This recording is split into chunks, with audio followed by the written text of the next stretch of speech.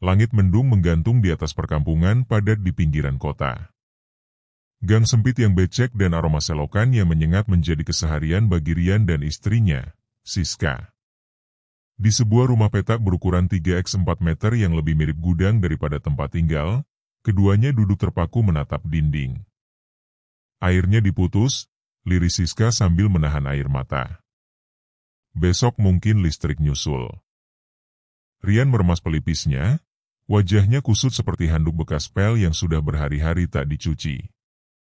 Sudah 2 bulan mereka menunggak bayar kontrakan. Usaha warung kecil milik mereka bangkrut, sementara cicilan pinjaman online membengkak seperti penyakit yang tak kunjung sembuh. Aku udah coba hubungin Arman.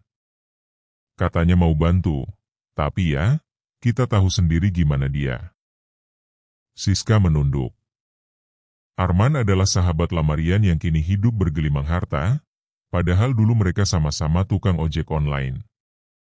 Apa kita harus pulang ke rumah orang tuamu di kampung? Siska mencoba mengajukan opsi yang sejak dulu selalu dihindari Rian. Enggak, tegas Rian. Aku nggak mau jadi beban mereka. Aku laki-laki, Siska. Aku harus bisa bangkitin kita lagi. Hari itu berlalu tanpa makan siang. Hanya air putih dan beberapa keping biskuit sisa semalam yang mereka bagi berdua. Ketika malam datang, dan lampu rumah tetangga menyala satu persatu, kamar mereka gelap gulita. Tapi dalam kegelapan itu, suara notifikasi ponsel Rian berbunyi, sebuah pesan dari Arman. Kalau lo udah mentok banget, datang ke alamat ini malam Jumat Kliwon. Tapi gua nggak tanggung jawab kalau lo nyesel. Serius. Rian memandangi pesan itu lama. Peta yang dikirim menunjukkan lokasi di ujung desa tua, dekat hutan yang dikenal masyarakat sebagai hutan Peningset. Nama itu sudah lama jadi bagian cerita rakyat penuh mistis. Tapi Rian, sudah di ujung tanduk. Malam Jumat Kliwon. Hujan gerimis mengguyur ketika Rian mengenakan jaket lusuh dan keluar rumah. Ia berbohong pada Siska, mengatakan akan keluar kota mencari kerja. Tapi sesungguhnya, ia mengikuti arah GPS menuju tempat yang bahkan Google Maps pun sempat ragu menandainya. Setelah melewati ladang kosong dan jalan tanah yang mulai tertutup rumput liar, akhirnya ia tiba di sebuah rumah panggung tua dengan lampu redup yang hanya diterangi obor. Seorang lelaki tua dengan sorban hitam menyambutnya. Sampean Rian? Tanyanya dengan suara berat dan mata tajam seperti menembus batin. Iya, saya yang diajak Arman. Lelaki tua itu mengangguk. Aku Ki Marwan. Kalau kau datang ke sini, berarti kau sudah siap melepaskan sesuatu untuk mendapatkan yang lebih besar. Rian menelan ludah. Ada kegamangan dalam hatinya, tapi dia mengangguk juga. Ki Marwan menyuruhnya duduk di atas tikar pandan tua yang menghadap langsung ke hutan. Bau dupa memenuhi udara, dan angin berembus dingin sekali meski tidak masuk akal. Seperti ditiup dari dunia lain. Kau butuh uang, kekayaan, kekuasaan. Semua bisa diberikan, ujar Ki Marwan sambil menggambar simbol aneh di tanah.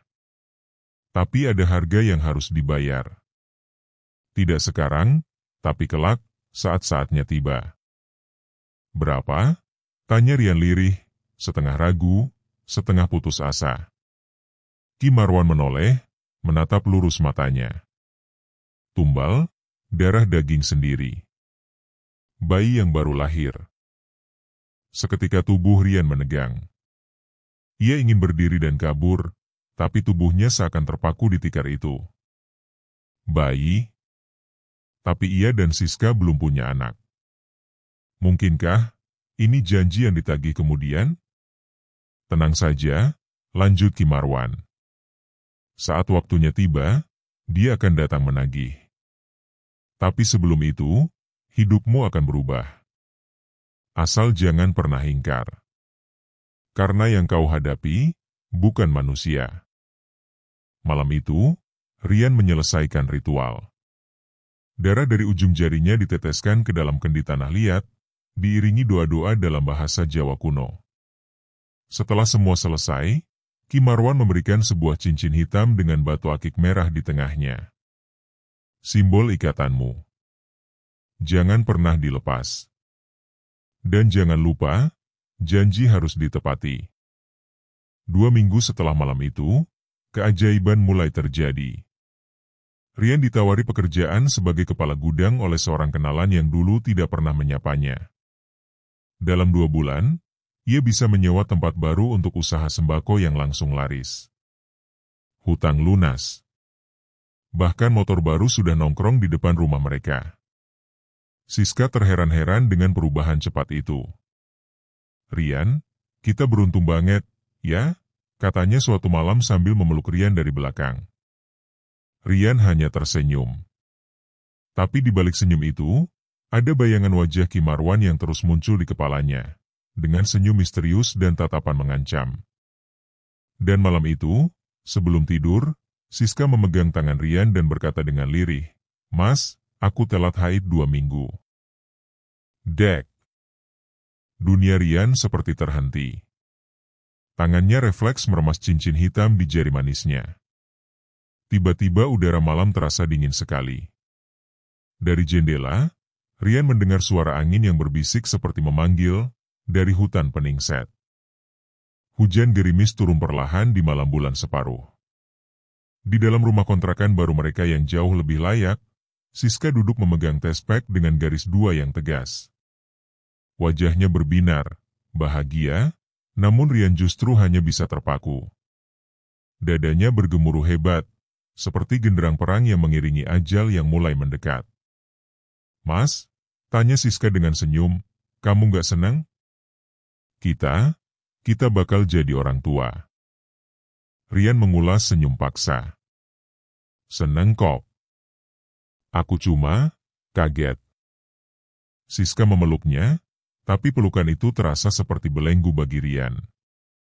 Dalam pikirannya, suara Ki Marwan kembali menggema. Tumbal, darah daging sendiri. Bayi yang baru lahir. Ia berjalan ke kamar mandi, mengunci diri. Dengan tangan gemetar, ia melepas cincin hitam dari jarinya dan menatapnya lama. Batu akik merah itu tampak berdenyut, seolah hidup. Rian buru-buru menyimpannya kembali. Dari cermin, wajahnya tampak pucat. Dan untuk sesaat, hanya sekejap, di belakangnya, bayangan hitam setinggi hampir 2 meter berdiri diam. Sosok itu tak bermata, tapi terasa menatap langsung ke jiwanya. Rian menoleh cepat. Tak ada siapa-siapa. Bulan-bulan kehamilan Siska berjalan normal, tetapi suasana rumah berubah. Rian mulai sering terjaga di malam hari karena mendengar suara tangis bayi, padahal anak mereka belum lahir. Siska juga mulai gelisah. "Aku sering mimpi buruk, Mas.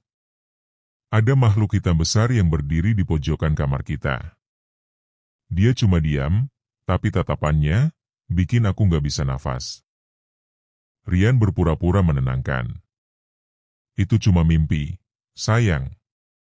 Mungkin kamu kecapean."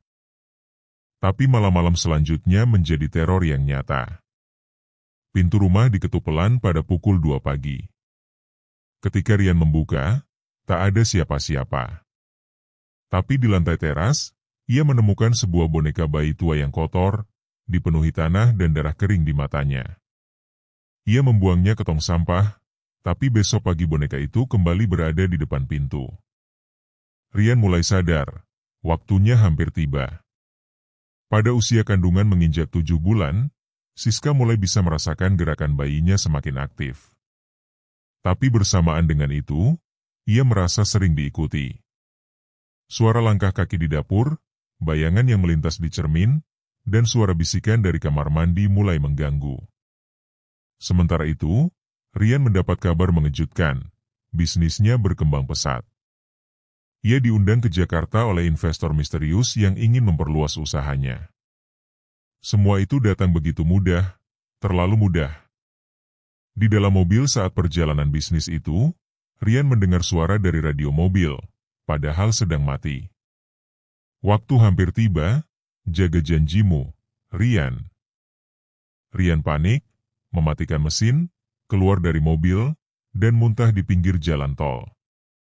Dunia seolah mencekiknya perlahan. Suatu malam, ketika usia kandungan masuk 9 bulan, Siska mengalami kontraksi hebat. Rian membawanya ke bidan terdekat. Proses persalinan berlangsung cepat dan tanpa kendala berarti. Seorang bayi laki-laki lahir dengan tangis nyaring yang menggetarkan malam. Rian tak mampu menahan air mata, antara haru dan takut. Namun ketika semua orang telah tidur di klinik kecil itu, Rian berjalan keluar sebentar untuk menenangkan pikiran.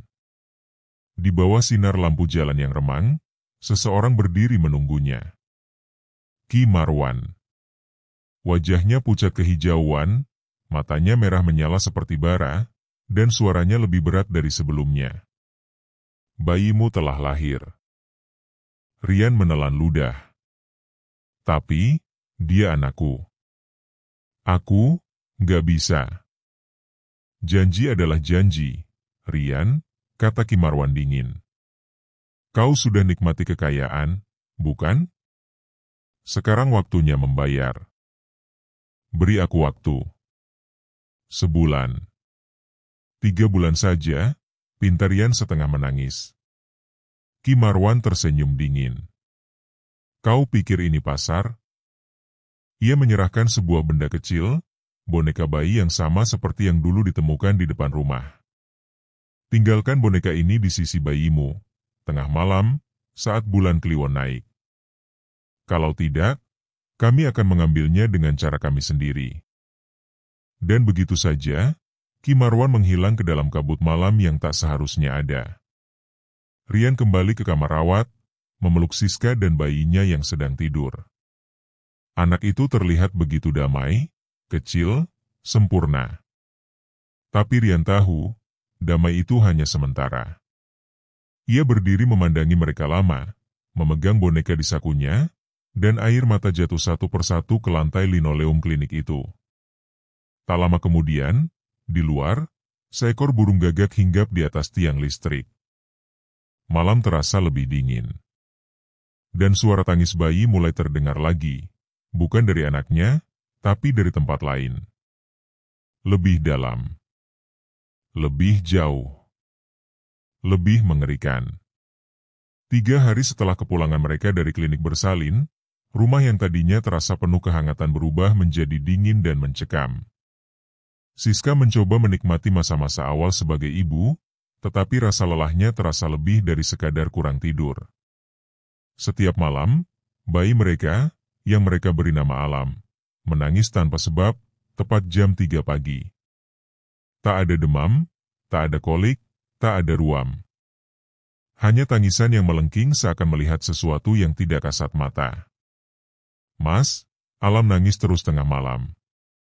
Kayak ketakutan banget.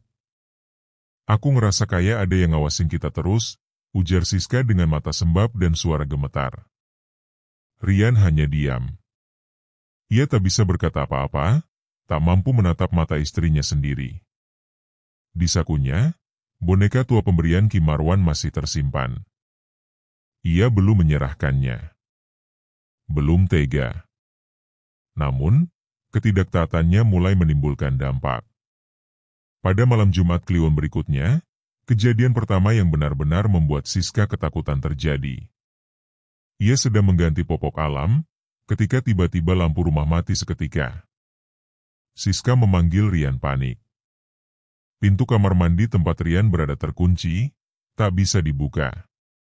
Siska mendekap Alam erat-erat, dan dari balik temaram bulan di luar jendela, ia melihat sosok tinggi besar berdiri di pojokan ruang tengah.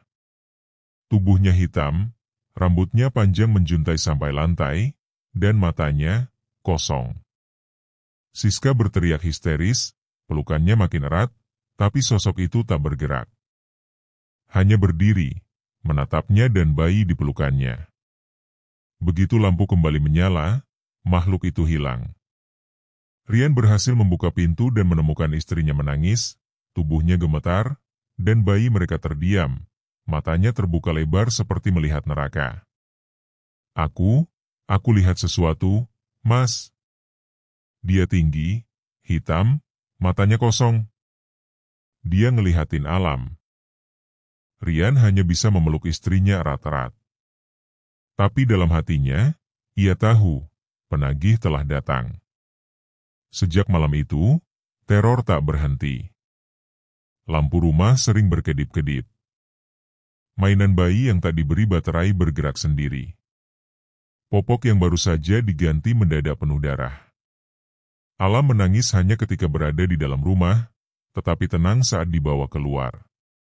Dan yang paling menakutkan, Siska mendapati boneka tua yang dibuang Rian dulu, kini berada di box bayi. Berkali-kali ia buang, boneka itu kembali. Selalu pada tengah malam. Puncaknya adalah saat Siska memandangi wajah bayinya, dan untuk sekejap, wajah itu berubah. Menjadi wajah pucat seorang pria dewasa dengan mata merah menyala. Ia menjerit dan pingsan seketika. Siska mulai curiga. Mas, aku ngerasa semua ini gak wajar. Apa? Apa Mas pernah lakukan sesuatu? Rian bungkam. Aku mimpi terus, Mas, mimpi darah, bayi yang dibawa makhluk hitam.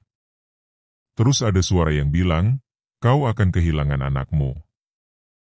Mas, tolong jangan diam aja. Rian menunduk. Dadanya berat. Ia ingin jujur. Tapi bagaimana caranya mengatakan bahwa ia telah menggadaikan nyawa anak mereka demi kekayaan? Namun malam itu, jawaban datang dengan cara mengerikan.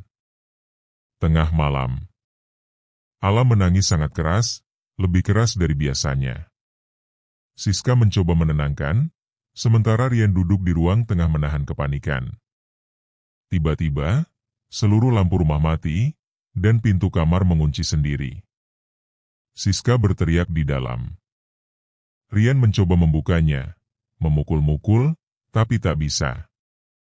Dari balik celah pintu, ia bisa melihat bayangan hitam memasuki kamar. Sosok itu mendekati Siska perlahan, tangannya panjang dan kuku-kukunya runcing. Siska berteriak, Mas! Tolong! Dia ngambil Alam. Dalam putus asa, Rian meraih boneka dari sakunya dan berlari ke halaman belakang. Ia ingat pesan Ki Marwan, letakkan boneka itu di sisi bayi pada tengah malam. Dengan napas tersengal, ia kembali ke depan kamar dan membenturkan kepala ke pintu, menjerit, memohon. Tiba-tiba pintu terbuka sendiri. Di dalam, Siska terduduk lemas, menggigil memeluk bayi mereka. Wajahnya penuh air mata. Aku pikir dia bakal dibawa, gumamnya. Rian hanya bisa menangis. Ia meletakkan boneka itu diam-diam di sisi Alam. Setelah itu, malam berjalan tenang. Terlalu tenang.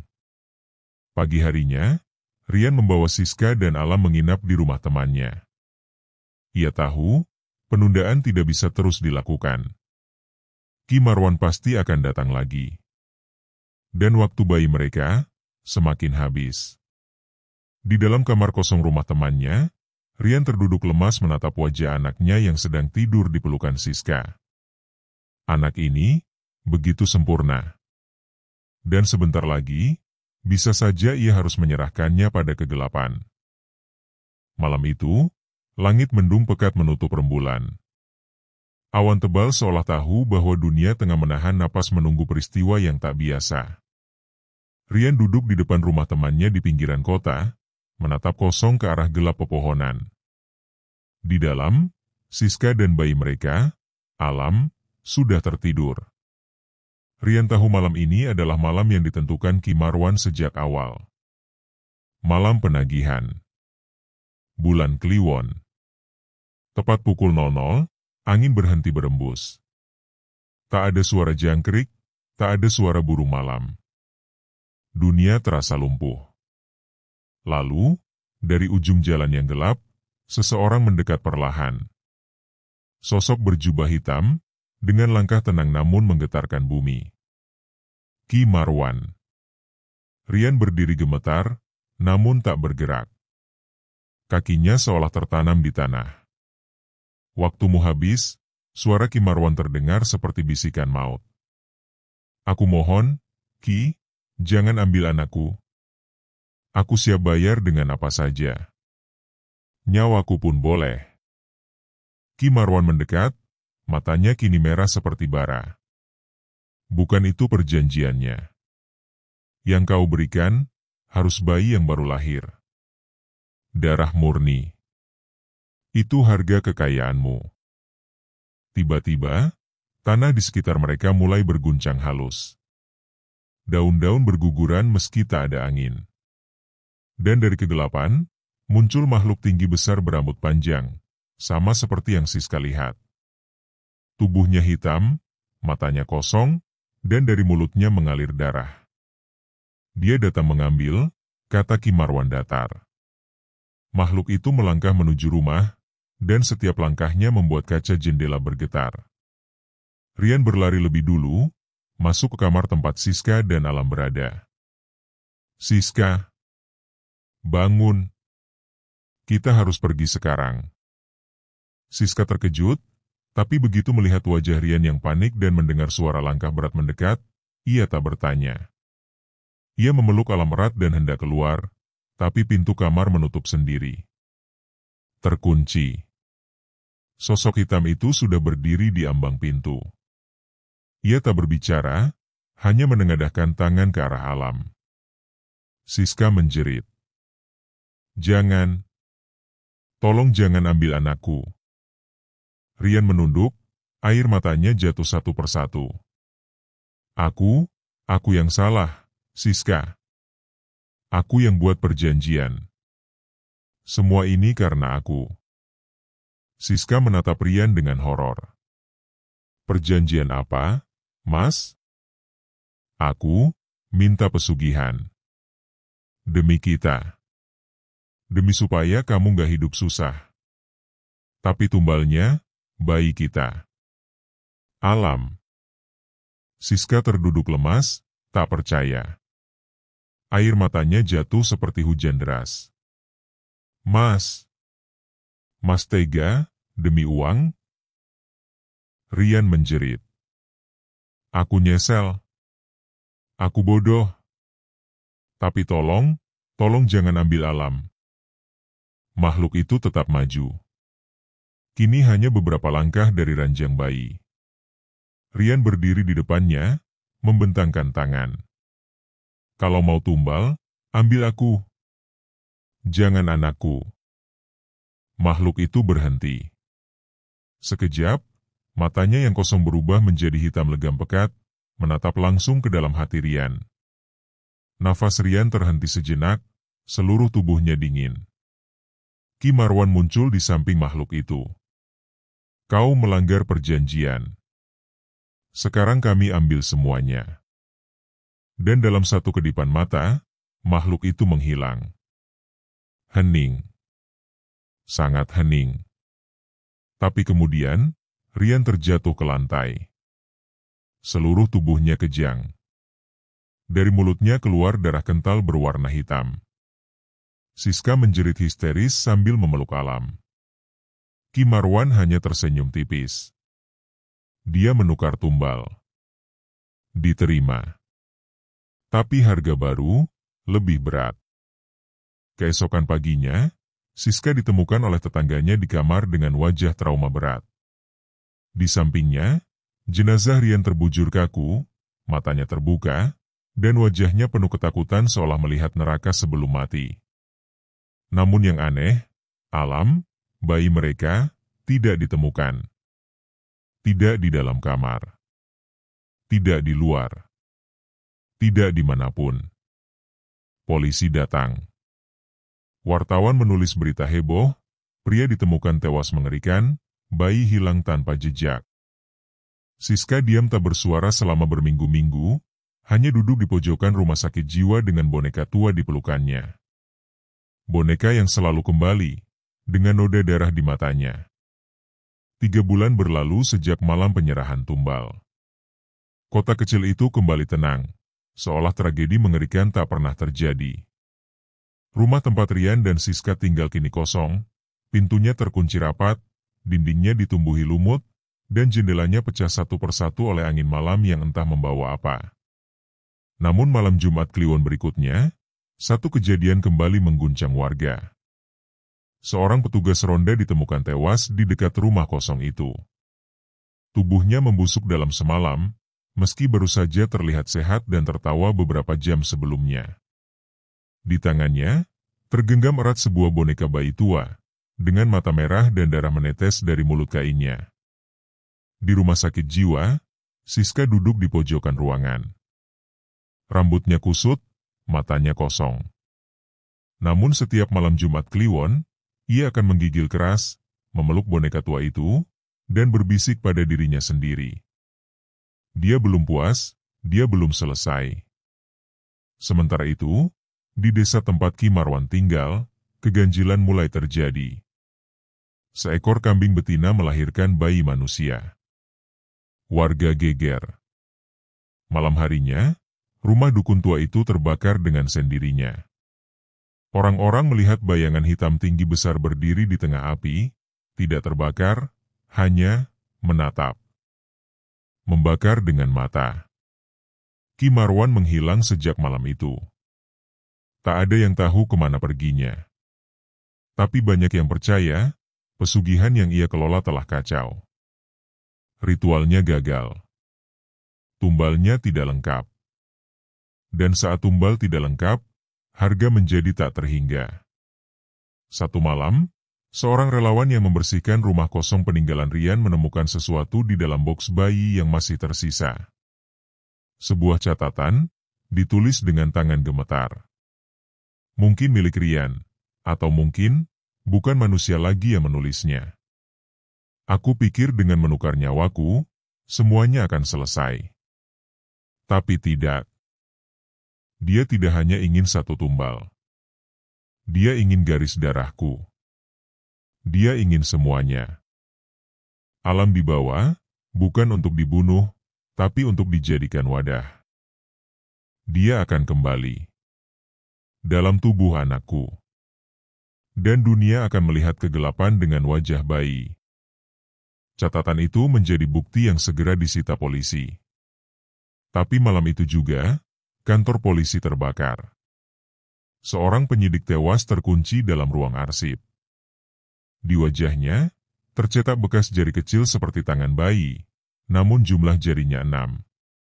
Siska akhirnya dipindahkan ke ruang isolasi khusus. Ia sudah tak mengenal siapapun. Tapi malam-malam tertentu, ia menyanyikan lagu Nina Bobo dalam nada pelan namun mencekam.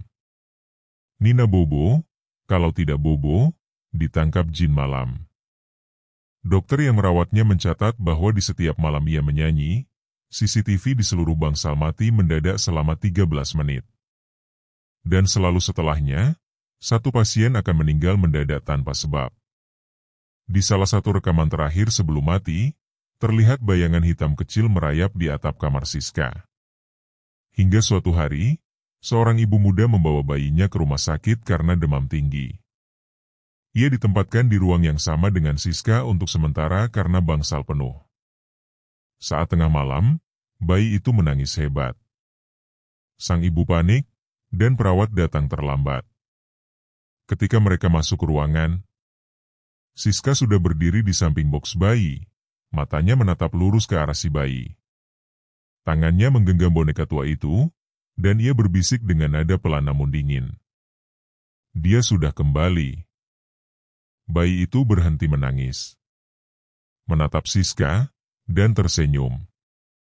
Tapi senyumnya bukan senyum bayi. Itu, senyum iblis. Epilog. Kasus rumah keluarga Rian ditutup sebagai kasus gila yang tak masuk akal. Rumah itu kini diberi garis polisi permanen.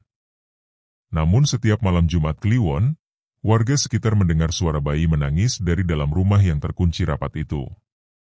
Dan kadang, suara itu berubah menjadi tawa dewasa dari dalam boks bayi. Siska masih hidup. Tapi ia tak lagi manusia seutuhnya. Ia kini dikenal sebagai ibu gila di rumah sakit jiwa Banyurejo, yang memeluk boneka dan berbicara dengan anaknya yang tak terlihat. Tak ada yang tahu pasti di mana alam berada. Tapi beberapa percaya, ia masih hidup.